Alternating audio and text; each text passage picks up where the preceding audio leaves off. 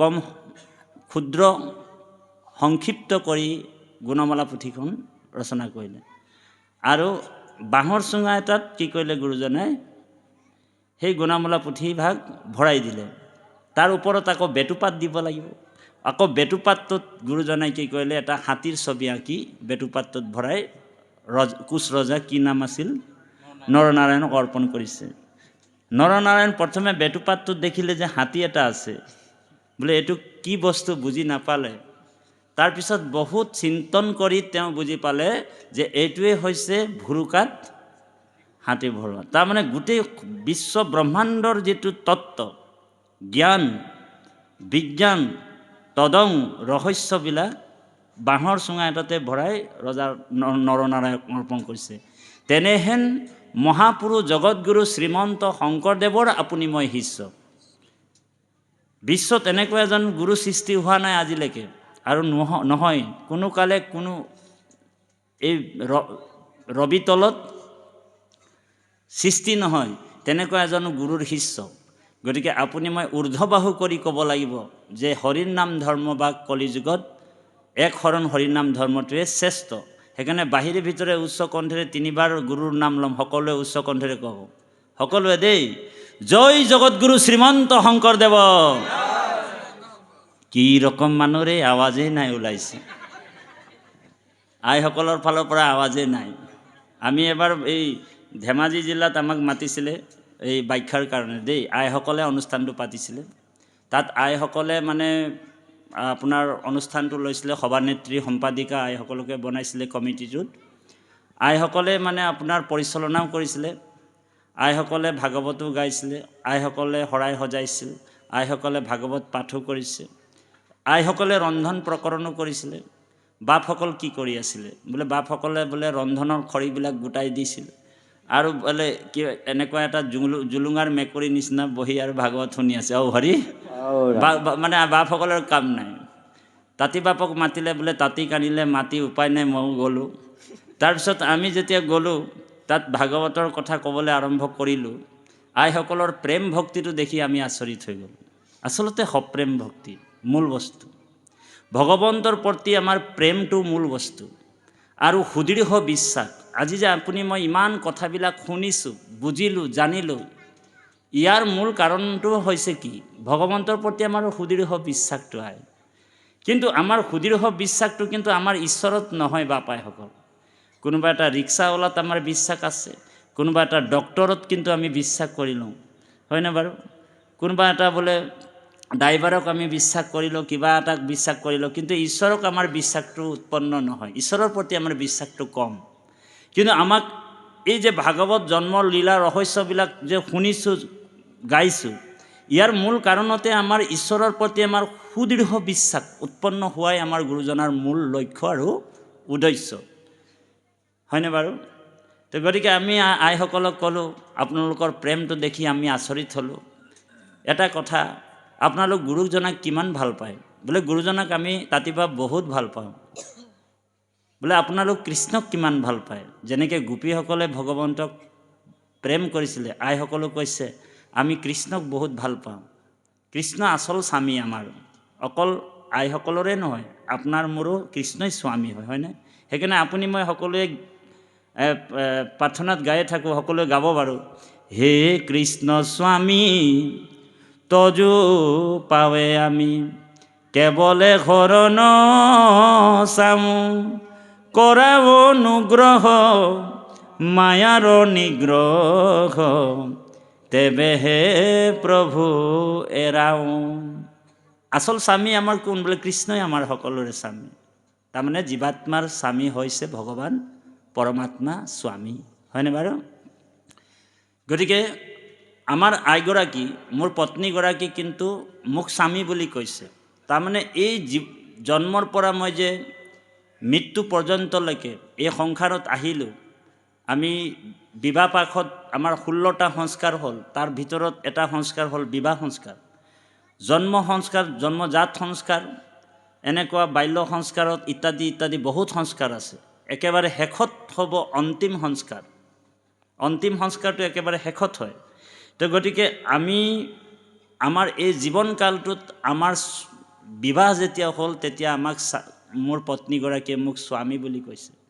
বাপ আইসকল, আপোনাকো আমাৰ বাপজনকো স্বামী বুলি কৈছে আপোনাৰ আইগৰাকী পত্নীয়ে, হয়নে বাৰু? কিন্তু আচলতে আমি ডুপ্লিকেট স্বামী, আমি আচল স্বামী নহয়। অ' হৰি অ' ৰাম, আমি আচল স্বামী নহয়, কিন্তু আমি স্বামী বুলি ভাবি নিজকে বহুত আইসকলক মানে ধমকি লগাই থাকোঁ। ঐ নিমখ কম দিলি দালিত বোলে, তৰকাৰীত বোলে আমুকটো কৰি দিয়ে, চব ফেচিলিটি যেতিয়া পাই থাকোঁ, আমি স্বামীৰ যিটো দপদপনি সেইটো দপদপনি মাৰি থাকোঁ। আইসকলক ক'লোঁ, হে আইসকল, আপোনালোক কৃষ্ণক কিমান ভাল পায়? বোলে কৃষ্ণক ইমানেই ভাল পাওঁ, আমি ঈশ্বৰৰ কাৰণে, কৃষ্ণৰ কাৰণে আমি জীৱন দিব পাৰোঁ। তেতিয়া আমি ক'লোঁ আইসকলক, সেই আই মাতৃসকল, আপোনালোক কৃষ্ণৰ কাৰণে কিন্তু আপোনালোকৰ জীৱন দিব নালাগে, জান দিব নালাগে, নহ'লে আপোনালোকৰ ডুপ্লিকেট স্বামীবিলাক মোক সোধাই নেৰিব। অ' হৰি অ' ৰাম। কিন্তু এটা কাম কৰক, বোলে কি কাম? যে গুৰুৰ নাম আৰু কৃষ্ণ নাম উচ্চ কণ্ঠেৰে আমাৰ লগত ল'ব লাগিব।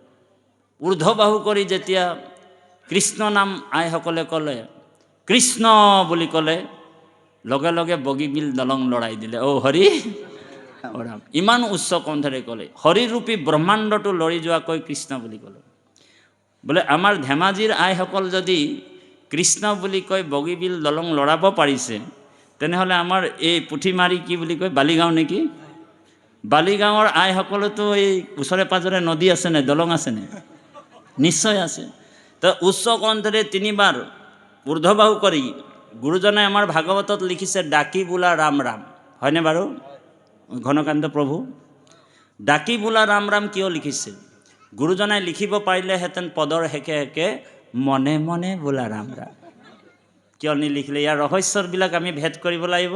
তাৰমানে ৰাম নাম কৃষ্ণ নাম যেতিয়া আমি ডাকি ল'ম, আমাৰ আত্মাটো সাৰ পাই যায় বাপাইসকল। সেইকাৰণে উচ্চ কণ্ঠেৰে আমি ঈশ্বৰৰ নাম ল'ব লাগিব। তাৰপিছত আমি পাঠৰ মাজত সোমাই যাম। উচ্চ কণ্ঠেৰে তিনিবাৰ গুৰুৰ নাম ল'ম, তিনিবাৰ কৃষ্ণ বুলি ক'ম। উচ্চ কণ্ঠেৰে জয় জগতগুৰু শ্ৰীমন্ত শংকৰদেৱ। কি ৰকম মানুহৰে এইফালে আৱাজ ওলাইছে। উচ্চ কণ্ঠেৰে তিনিবাৰ কৃষ্ণ। সেই আইসকল বাপসকলে লোৱা নাই, উচ্চ কণ্ঠেৰে কওক কৃষ্ণ। কৃষ্ণ বুলি ক'লে কোনোবা আপোনালোকক হাতে বাটে ঘাটে পাই লগ পালে, আমাৰ পদাধিকাৰ বাপ হওক বা তাঁতি বাপক পাই গ'ল, আমি ইয়াত ভকত হৈ আছোঁ ধুনীয়াকৈ তিনি বস্ত্ৰ পিন্ধি, আমাক যদি কোনোবা ৰাস্তাত পাই গ'ল, তাঁতি বাপ কৃষ্ণ বুলি ক'লে, একেবাৰে গাঁৱলীয়া ভকত এজন লগ পাই গ'ল, খেতিয়ক ভকত এজন, কৃষ্ণ বাপ বুলি ক'লে, মই আকৌ স্পেচিয়েল মানে অকণমান ভাল ড্ৰেছতো আছোঁ আৰু ভাল ভকতৰ এজনৰ লগত আছোঁ, পদাধিকাৰ আমাৰ বাপৰ লগত আছোঁ, আমাৰ সোণোৱাল প্ৰভুজনাৰ লগত। তেওঁ যদি কৃষ্ণ বাপ বুলি ক'লে, মই আকৌ অকণমান হেৰিটো দেখাব লাগিব ন। এই যিটো ভাৱনা যদি আমাৰ আছে, তেতিয়াহ'লে আমি ভাবিব লাগিব নিজেই যে আমি ভগৱন্তৰ যিটো প্ৰেম ভক্তিত আমি এতিয়ালৈকে আহিব পৰা নাই। গতিকে আমি প্ৰেম ভক্তিত আহিবলৈ হ'লে উদ্ধৱৰ এটা ৰহস্য ভক্তিৰ মাজত আমি সোমাই যাব লাগিব। বৰ দৰ্শন আছে বাপাইসকল। উদ্ধৱে কৈছে, উদ্ধৱক কৃষ্ণই কৈছে প্ৰেম ভক্তিৰ কথা, বা গদগদা দৰ্বতে য়ৈশোচিতম ৰুদত্তে ভীষণম হাসিত্য কছিচ্চ বিলয় যে উদ্গাওতে নিৰ্ততস্য মদভক্ত যুক্ত ভুৱনম পুনঃ। উদ্ধৱক কৈছে, হে উদ্ধৱ, মোৰ ভকত যিজন হয়, বাক গদগদা দৰ্বতে য়ৈশোচিতম, মোৰ ভকতৰ মোৰ নাম লোৱাৰ মাত্ৰকে, মোৰ কথা শুনাৰ মাত্ৰকে শৰীৰটো ৰোমাঞ্চিত হৈ যায়, কথাবিলাক বাক গদগদা হৈ বাক গদগদা, গদগদ মানে গদগদ হৈ পৰে।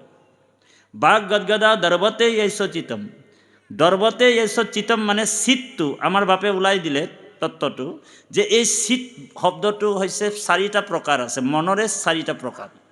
চিতটো দ্ৰৱীভূত হৈ যায়, যেনেকৈ চেনি পানীত দি দিয়াৰ লগে লগে দ্ৰৱীভূত হৈ যায়, তো ঈশ্বৰৰ কথা শুনাৰ লগে লগে সেই ভকতজন লিকুইড ফৰ্মত আহি যায়। এতিয়া আপোনালোকৰ লিকুইড ফৰ্মটো আহিছে, পানীত যেতিয়া চেনিটো দি দিয়াৰ লগে লগে লিকুইড ফৰ্ম হৈ যায়, ঠিক ঈশ্বৰৰ কথা শুনাজন ঈশ্বৰৰ কথা কোৱাজন মৎকথা বাচকম নিত্যম মৎকথা শ্ৰৱণে ৰতম মৎকথা প্ৰীতি আচৰণ নাহম তেচ্ছামি তম নৰহ। এই তিনিজন ভকতৰ হৃদয় মই এৰি যাব নোৱাৰোঁ। আৰু এই যে ঈশ্বৰৰ কথা শুনোতে শুনোতে হৃদয় দ্ৰৱীভূত হৈ যায়, লিকুইড ফৰ্মত আহি যায়। তো ভগৱন্তই কৈছে বাক গদগদা দৰৱতেই এসচিতম ৰুদত্তে ভীষণ, তেতিয়া তেওঁ কান্দিব।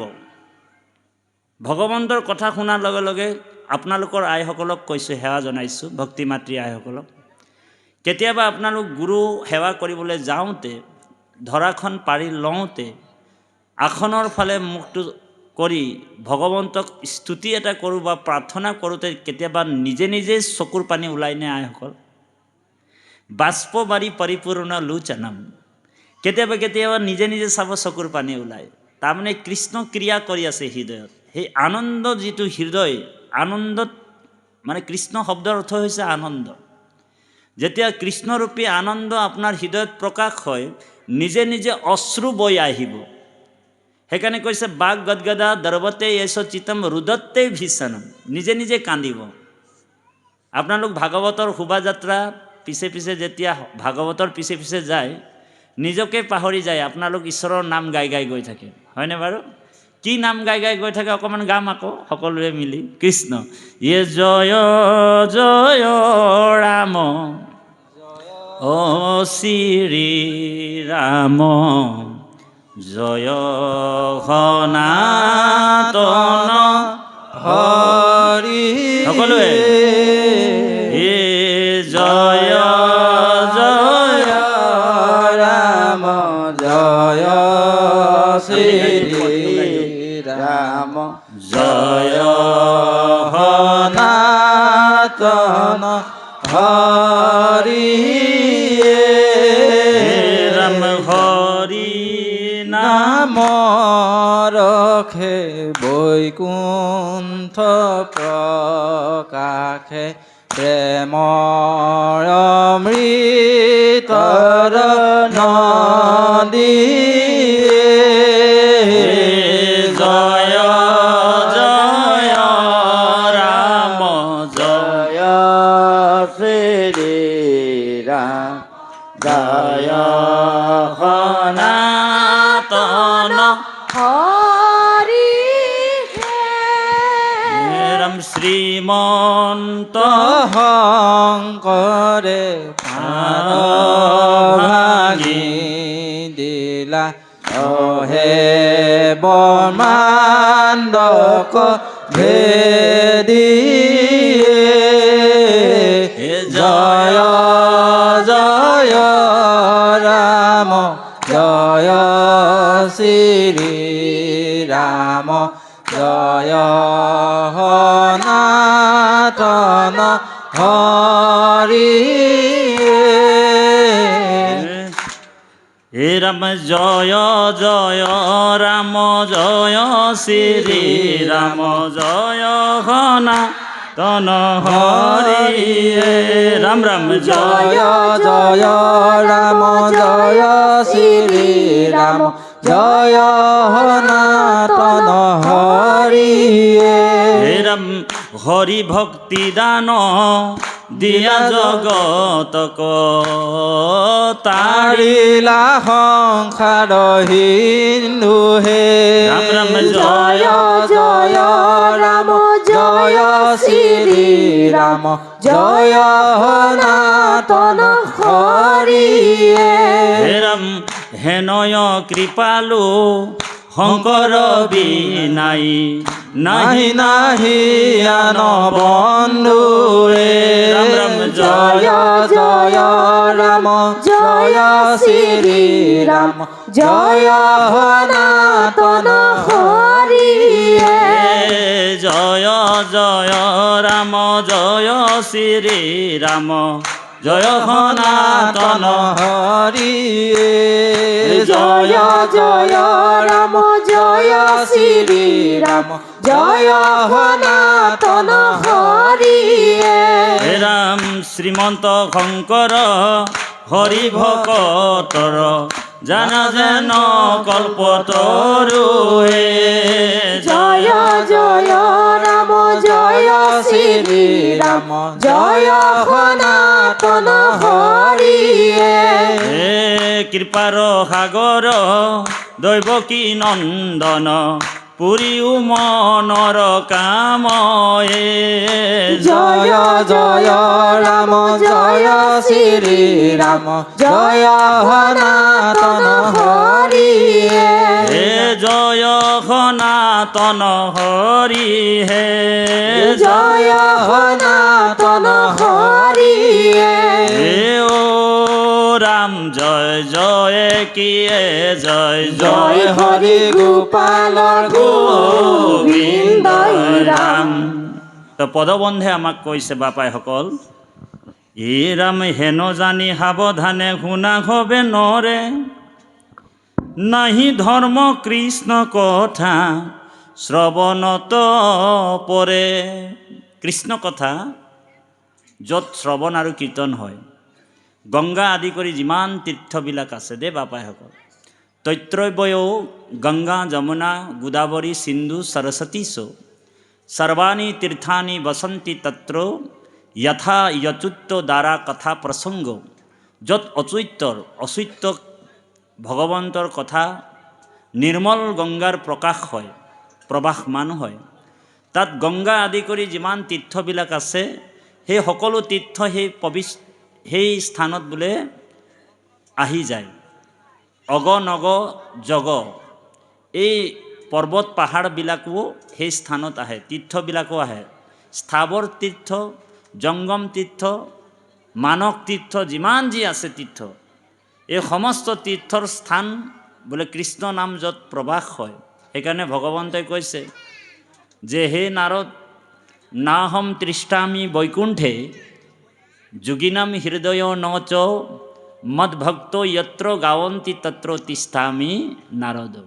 নাৰদত বিষ্ণু আচন্ত কয়, বৈকুণ্ঠত মই নাথাকোঁ ৰয়, যোগীৰ হিয়া এৰি সমুদায় থাকোঁ ভক্তৰ কীৰ্তন কচাই। এতিয়া এই যে ক'লে তপ জপ যজ্ঞ মহাদান তীৰ্থস্নান কোটি ভাগ নোহে কৃষ্ণ কথাৰো সমান।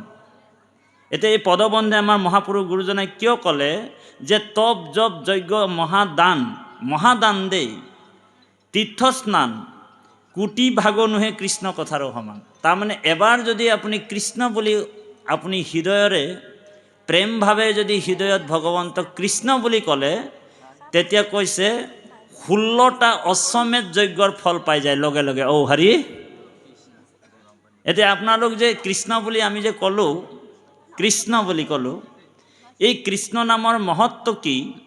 এইটো বেদে কৈছে যে কৃষ্ণ নামৰ মহত্বটো কি, যে এবাৰ যদি কোনোবা কৃষ্ণ নাম হৃদয়ৰ পৰা লয় ভক্তি ভাৱেৰে, তেতিয়া কোটি অশ্বমেধ যজ্ঞ ফল পায় বুলি কৈছে। বোলে কোটি অশ্বমেধ যজ্ঞ ফল পাবৰ কাৰণে আমি ঈশ্বৰৰ নাম ল'ব লাগিব। সেইকাৰণে ইয়াত কৈছে তপ জপ যজ্ঞ মহাদানে ভগৱন্তৰ নামতকৈ শ্ৰেষ্ঠ হ'ব নোৱাৰে। আৰু এবাৰ এই নামৰ মহিমাটোকে অৰ্জুনৰ আগত প্ৰকাশ কৰিলে, কৃষ্ণ নামৰ মহিমা। বাপাইসকল, অৰ্জুনে প্ৰশ্ন কৰিছে, প্ৰভু, মানে ভগৱন্তই এবাৰ নামৰ মহিমা অৰ্জুনক ক'বলৈ আৰম্ভ কৰিলে, হে অৰ্জুন, মোৰ নামৰ মহিমা ইমানেই আছে মই তোমাক কৈ শেষ কৰিব নোৱাৰোঁ, তথাপিও তুমি যদি সুধিছা তেনেহ'লে মই তোমাক অকণমান নামৰ মহিমাটো অকণমান প্ৰকাশ কৰিম, শুনা। তাৰপৰা অৰ্জুনে ক'লে, ঠিক আছে প্ৰভু, বোলে তোমাৰ নামৰ মহিমাটো মই অকণমান শুনিব লাগিব, কাৰণ মই পাছেহে হলোঁ, মোৰ নাম আগত হৈছে, মোৰ নামটো আগত হৈছে, তাৰ পিছতহে মই হৈছোঁ। সেইকাৰণে নামটো প্ৰথম। সেইকাৰণে নামৰ মহিমাটো অৰ্জুনক কৈছে, হে অৰ্জুন, তুমি গোবিন্দ গোবিন্দ বুলি ক'বা, তোমাৰ 2 কোটি জনমৰ পাপ তৎক্ষণাত নষ্ট হৈ যাব, নাইকিয়া হৈ যাব। তো অৰ্জুনে ক'লে, ঠিক আছে প্ৰভু, গোবিন্দ গোবিন্দ বুলি মই গাম ৰাতিয়ে দিনে, গোবিন্দ গোবিন্দ। আজি ভকতসকলে এই আৰ্হিটো লৈ থাকে, খাওঁতে গোবিন্দ বুলি কয়, উঠোতেই গোবিন্দ বুলি কয়, কাৰণ গোবিন্দ নামটো লোৱাৰ লগে লগে 2 কোটি জনমৰ পাপ আদায়। ঔ হৰি, ঔ ৰাম। বুজি পাইছেনে কথাটো? সেইকাৰণে নাম নেৰে ভকতন। আৰু যেই এইটো উৰিষ্যা ভাষাটো কৈছে, যেইজন কৃষ্ণ ভজে সেই বড় চতুৰ, যিজন কৃষ্ণক ভজে সেইজন বহুত চতুৰ। সেইকাৰণে সাৰ বস্তুটো ক'ত আছে? আমাৰ বাপসকলো কমটি বস্তু নহয়। অ' হৰি অ' ৰাম, আমাক আসনতে বহাইছে। এই আসনটো কিন্তু আমি ইয়াৰ যোগ্যতা নহয়। আচলতে বক্তা শ্ৰোতা সমানে সমানে বহিব নালাগে। সেইকাৰণে আজি আমাক অকণমান উচ্চ আসনত বহাই আমাৰ পৰা ভাগৱত লৈছে। কিন্তু তেখেতলোক আমাতকৈ ওপৰত। অ' হৰি অ' ৰাম, তেখেতলোক বেদজ্ঞ, শাস্ত্ৰজ্ঞ, ব্ৰহ্মজ্ঞ। বুজি পাইছেনে কথাটো? তাৰমানে আজি জ্ঞান গংগাত আমাৰ এনেকুৱা এটা কথা আছে, যেনেকৈ চিনটেক্স দুটা যদি আমি ৰাখোঁ, এটা চিনটেক্সৰ পৰা এটা চিনটেক্সলৈ যদি আমি পানীটো কঢ়িয়াব বিচাৰোঁ, যদি সমানে সমানে যদি ৰাখি দিওঁ, তেনেহ'লে পানী যাবনে বাৰু? অ' হৰি নাযায়। বোলে এটা চিনটেক্সত এটা টেবুলত ওপৰত ৰাখিব লাগিব আৰু তলৰ চিনটেক্সটো খালী ৰাখিব লাগিব। বোলে এটাত বোলে পানী আছে, যদি তাৰ পৰা যদি আপুনি পানী লোৱাৰ যত্ন কৰে, তেতিয়াহ'লে তাত কি কৰিব লাগিব? এটাত টেবুলৰ ওপৰত ৰাখি দিয়ক আৰু পাইপ লগাই দিয়ক, খালী চিনটেক্সটো তলত ৰাখি দিয়ক, নিজে নিজে পানীবিলাক আহি যাব। ঠিক এই যে যিসকল ভকত বহি আছে, সেইসকলে মানে খালী চিনটেক্স লৈ ঘৰৰ পৰাই আহিছে। অ' হৰি। কিন্তু এখেতলোকৰ বোলে নাই বুলি নাভাবিব, পূৰা চিনটেক্স ভৰ্তিয়ে আছে। কিন্তু আজি কিন্তু বিশেষভাৱে ইয়াত খালী চিনটেক্স লৈ আহিছে। বোলে কিয় লৈ আহিছে? কাৰণ কৃষ্ণ কথা সেইজন চতুৰ হয়, যি ভগৱন্তৰ ভক্তিটো হৃদয়ত যিমান পাৰে ইমান মানে ল'বলৈ চেষ্টা কৰে। কাৰণ আটাইতকৈ পৰকালৰ বিত্ত এটা বস্তু, বাকীবিলাক ধন সংসাৰৰ ইহকালৰ ধনবিলাক ইয়াতে নষ্ট হৈ গুচি যাব। এতিয়া পৰকালৰ বিত্তটো জমা ধনটো গোটাবৰ কাৰণে খেদিগুৰি যথাতথাৰ পৰা গুচি আহিলে আপোনালোক, হয়নে প্ৰভু সমস্ত? সেইবুলি আপোনালোকক আমি যদি ভাবি থাকোঁ বোলে এইসকলে একোৱে নাজানে, মই যি টি গাই থৈ যাম আৰু অ' হৰি অ' ৰাম।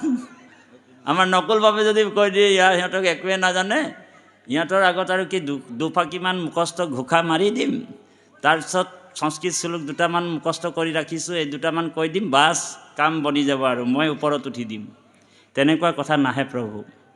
হৰি কথা উভয়ৰে উপকাৰ, দুইজনৰে উপকাৰ। মোৰ নিজৰ উপকাৰ সাধিবৰ কাৰণে ইয়ালৈ আহিছোঁ। হৰি কথা উভয়ৰে উপকাৰ, জীৱাজনক শুনে জীৱাজনক কহে, দুইহান্তু সংসাৰ তৰে বুলি কৈছে। দুইজনৰে উদ্ধাৰ। আজি আমাৰ বাপে যে কৃষ্ণ কথা কৈছে, আৰু কোনোবাই যদি শুনিছে, বা আমাক যদি কৃষ্ণ কথা কোনোবা শুনিবলৈ কয়, আমিও বহুত আগ্ৰহেৰে, অতি শ্ৰদ্ধাৰে, অতি ভক্তিভাৱেৰে, অতি প্ৰীতিৰে কৃষ্ণ কথা শুনিব লাগিব।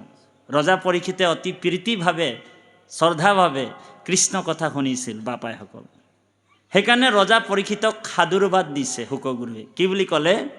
এই ৰাম শুক নিগদতি সাধু, সাধু পৰীক্ষিত, কৃষ্ণ কথা শ্ৰৱণত একান্ত ভৈলা চিত্ত, যেন কামাতুৰ নেৰৈ কামিনী আলাপ, বাঢ়িল কৃষ্ণত প্ৰেম ভৈলা নিষ্পাপ। ৰজা পৰীক্ষিতক যি শ্ৰদ্ধা, কৃষ্ণ কথা শুনাৰ যিটো শ্ৰদ্ধা চাই শুকগুৰুৱে সাধুৰ বাদ দিছে, যে শুক নিগদতি সাধু, সাধু পৰীক্ষিত, কৃষ্ণ কথা শ্ৰৱণ একান্ত ভৈলা চিত্ত, যেন কামাতুৰ নেৰৈ কামিনী আলাপ। এতিয়া কামিনীজনৰ মানে উদাহৰণটো কিয় দিলে, উপমাটো কিয় দিলে? ইয়াৰ ৰহস্যটো এইটোৱে, যদি দুটা কামাতুৰ যদি একলগ হৈ যায় কেনেবাকৈ, ইও নাৰীৰ চৰ্চা কৰি ভাল পায়, নকুল বাপে আৰু তাঁতী বাপৰ নাৰীৰ চৰ্চা কৰি ভাল পায়, দুইজনে কামাতুৰ। সুন্দৰ সুন্দৰ তিৰোতা, সুন্দৰ সুন্দৰ স্ত্ৰীৰ আলোচনা, লাৱণ্য ৰূপৰ আলোচনা, ৰূপ বৰ্ণনা কৰি দুইজনে ভাল পোৱা ফ্ৰেণ্ড লগ খাই গ'ল, বোলে বন্ধু দুইজনে লগ পাই গ'ল, বোলে কি কথা পাতিব, বোলে কামিনী আলাপ দিনে ৰাতিয়ে কৰি পাৰ কৰি দিব। কিন্তু ভকত বৈষ্ণৱ একলগ যদি হয়, নকুল বাপও ভকত, তাঁতী বাপও যদি ঈশ্বৰৰ ভকত, বোলে কি কথা পাতিব? ঈশ্বৰৰ কথা পাতিব। ঈশ্বৰৰ বাহিৰে তেওঁলোক আৰু বেলেগ গ্ৰাম্য কথা নাপাতে। সেইকাৰণে বাপাইসকল অৰ্জুনক কৈছে, হে অৰ্জুন, তুমি গোবিন্দ গোবিন্দ বুলি ক'বা, তোমাৰ 2 কোটি জন্মৰ পাপ নাইকিয়া হ'ব। হে অৰ্জুন, তুমি বাসুদেৱ বুলি ক'বা, তোমাৰ 5 কোটি জন্মৰ পাপ নাইকিয়া কৰি দিম। এনেকুৱা অনেক নামৰ মহিমা কৃষ্ণই অৰ্জুনক কৈ আছে। কৈ থাকোঁতে থাকোঁতে কৃষ্ণ নামৰ মহিমাটো নকলে, মানে ভগৱানৰ নিজৰ নামৰ মহিমাটো নকলে। তেতিয়া অৰ্জুনৰ প্ৰশ্ন হ'ল, প্ৰভু বোলে তুমি ইমান নামৰ মহিমা ক'লা, কিন্তু তোমাৰ নিজৰ নাম কৃষ্ণ নামৰ মহিমাটো নকলা, বোলে কৃষ্ণ নামত পাপ চাপ দূৰ নহয় নেকি? ঔ হৰি অ' ৰাম। তেতিয়া ভগৱন্ত কৃষ্ণই অৰ্জুনক কৈছে, শুনা অৰ্জুন, এই ৰাম গোবিন্দ বোলন্ত সখা শুনা স্বৰূপত নজানো ইটো কৃষ্ণ নাম মহিমাৰ। বোলে কৃষ্ণ নামৰ মহিমা মই নিজেই নাজানো, তো তোমাক কি ক'ম? অ' হৰি ৰাম, ইটো কৃষ্ণ নামৰ মহিমাই আছে যত, সবে কহিবা কতাক অনুহিকে শকত। কৃষ্ণ নাম বলিষ্ঠ বীৰ্যৰ নাহি সীমা, এতে কেন কৈলো কৃষ্ণ নাম মহিমাৰ।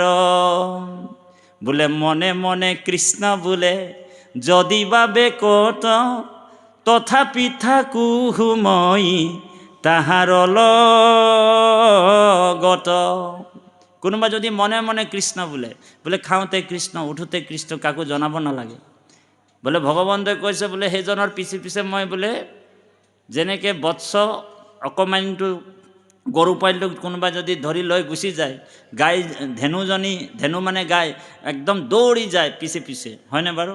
বোলে ধেনু গাই গৰুজনীক আনিবৰ কাৰণে বোলে আপুনি বেলেগকৈ আৰু লাঠি ল'ব দৰকাৰ নাই। কি কৰিব লাগিব? বোলে গৰু পোৱালিটোক যদি উঠাই লোৱা হয় কেনেবাকৈ কোলাত, দৌৰ মাৰিলে আপুনি আপোনাৰ পিছে পিছে গাইজনী নিজে নিজে দৌৰ মাৰিব, হয়নে প্ৰভু? তো ভগৱন্তই কৈছে যে মোৰ নাম বা মোৰ জন্মলীলাৰ ৰহস্য কথাবিলাক যি থানত হয়, গীতাত কৃষ্ণই সেই কথাটোকে একেবাৰে ৰহস্যভাৱে কৈছে। মোৰ জন্ম কৰ্ম মুহুৰেহে গুণ নাম, শ্ৰৱণ কীৰ্তন কৰি বেক অবিশ্ৰাম। মোৰ কথা শ্ৰৱণত কৰিবে কৰতি, আকেহে বোলয় সখী উত্তম ভকতি। এতিয়া আমি ভকতি কৰিছোঁ, আমাৰ ভকতি হৈছে নে নাই আমি নিজেই চাব লাগিব। কোনে চাব আপোনাৰ ভকতি? তাঁতি বাপে জুখিব পাৰিবনে? কোনোবা মিটাৰ ওলাইছেনে? বোলে ইয়াৰ ভকতিটো কম, ইয়াৰ বেছি, বোলে মিটাৰ থাৰ্মিনেলটো ওলোৱা নাই একো, হয়নে বাৰু? আপোনাৰ ভকতিটো মই বোলে দগাপালাতটো জুখিব নোৱাৰোঁ। আপুনি ভকতি কৰিছে, আপুনি কিমান ঈশ্বৰক পাই আছে প্ৰেম ভাৱেৰে, আপুনিহে জানিব, হয়নে প্ৰভু? ভক্তিটো জোখমাখ কৰা বস্তু নহয় বাপ, ভক্তিটো নিজা বস্তু। যেনেকৈ ধৰ্মটোও নিজা বস্তু, আপুনি নিজেই ধৰ্ম কৰিলে আপুনি ধৰ্মৰ ফলবিলাক নিজে নিজে পাই যাব। ঠিক তেনেকৈ আমি ভক্তিটো কাকো বুজাই দিয়া বস্তু নহয়, ভগৱন্তৰ প্ৰেমটো বা ভক্তিটো কাকো বুজাই দিয়া বস্তু নহয়। সেইকাৰণে কৈছে যে তপ জপ যজ্ঞ মহাদান তীৰ্থ স্নান, কোটি ভাগ নোহে কৃষ্ণ কথাৰ সমান। তাৰপিছত পদবন্ধে আমাক কি ক'ব অকণমান পাঠভাগি শ্ৰৱণ কৰিম, তাৰপিছত বাপে অকণমান আধা ঘণ্টামান ব্যাখ্যা কৰিব, তাৰপিছত আকৌ আমি ঔ হৰি ৰাম কৃষ্ণ কৃষ্ণ। হে ৰাম পৰীক্ষিত নিপ পাছে পুচন্ত হুকত, চন্দ্ৰ সূৰ্য বংশৰক হিলা কথা যত, পাছে নাৰায়ণে যদু বংশে অৱতৰি, কহিও কেন কৰ্ম কৰিলন্ত হৰি। হে ৰাম মহাজ্ঞানী গণে যাক গাৱে বিশ্ৰাম, সংসাৰৰ ঔষধকৰ নৰুয় অভিৰাম। হেন কৃষ্ণ কথা নুহু নিব কোন নৰে, একে মহাপাপী আত্মা